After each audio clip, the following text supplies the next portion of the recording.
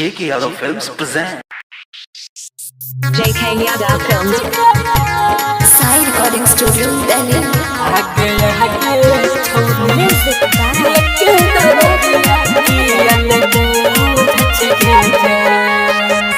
दुआरा पैलो बराती के हम तो मरी जब पिटी पिटी छाती गे दुआरा पैलो बराती के हम तो मरी जब पिटी पिटी छाती गे ओने है उठता डोली है तोहार कने जतो हमर परा किया गे छौरी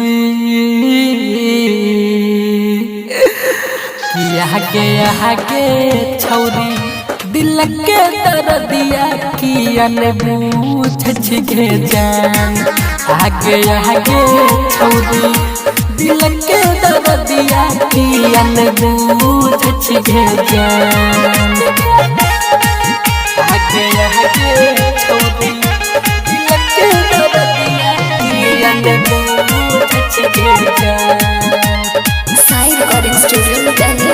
JK Yadav Films.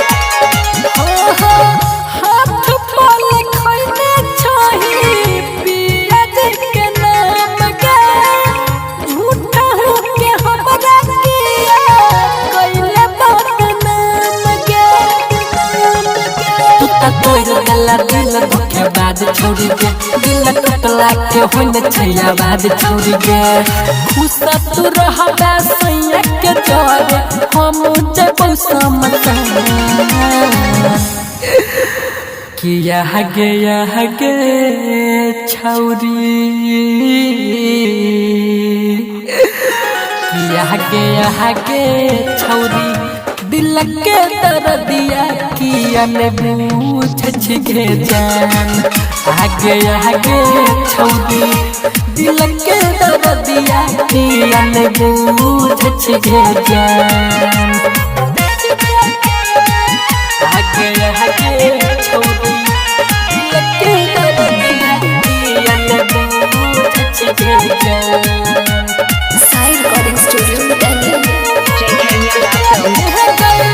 तोर चलते छूट गेलै घर परिवार के यादव बीरू के सपना उजाड़ गे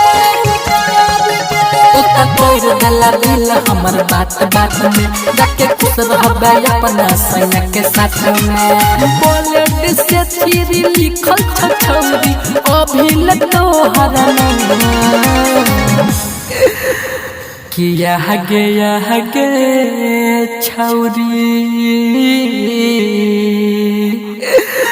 किया गे छौरी दिल के दर्दिया किया ने पूछ छिगे जान आगे छौरी दिल के दर्दिया किया ने पूछ छिगे जान JK Yadav Films.